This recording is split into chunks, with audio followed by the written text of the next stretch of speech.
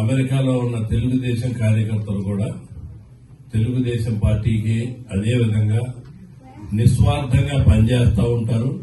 కాబట్టి వీళ్ళని కూడా మీరు జాగ్రత్తగా కాపాడుకొని 10 కాలాల పాటు తెలుగుదేశం పార్టీ స్ట్రాంగ్ గా ఉండాలి అంటే ఎన్ఆర్ఐ టీడీపీని కూడా బలోపేతం చేయాలి అని ఆ ఉపన్యాసంలో వాళ్ళకి చెప్పడం జరిగింది.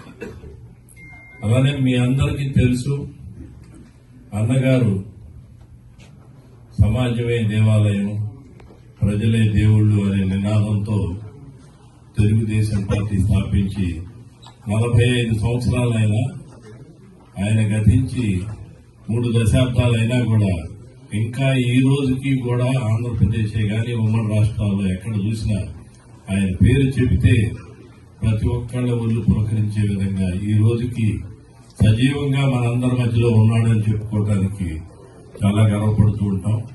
తెలుగు వాడిగా, తెలుగు వాళ్ళ ప్రతినిధిగా మన తెలుగుదేశం, తెలుగు ప్రజల్ని భారతదేశంలో మ్యాప్లో పెట్టిన మహనీయుడు ఎన్టీ రామారావు గారు. దాని గురించి మనం ఎంత చెప్పినా తక్కువే. అలానే అదే పార్టీని గత 40 సంవత్సరాలుగా చంద్రబాబు నాయుడు గారు దాన్ని లీడ్ తీసుకొని ఇప్పటి వరకు కూడా ఎన్ని ఒడిదుడుకులు వచ్చినా కూడా పార్టీని గట్టిగా నడుపుతూ ఎన్నో సంస్కరణలు మనందరం ఈ రోజు ఇక్కడ ఉన్నాము అంటే, ఎంత సౌఖ్యంగా సులభంగా ఉన్నాము అంటే దానికి ముఖ్య కారణం చంద్రబాబు నాయుడు గారు చేసిన పునాది, ఆయన తీసుకొచ్చిన ఎడ్యుకేషన్, ఆయన తీసుకొచ్చిన రిఫార్మ్స్ వల్లే మనందరం ఇక్కడ ఉన్నామని కూడా రాత్రి కూడా సభాముఖంగా వాళ్ళకి తెలియజేయడం జరిగింది.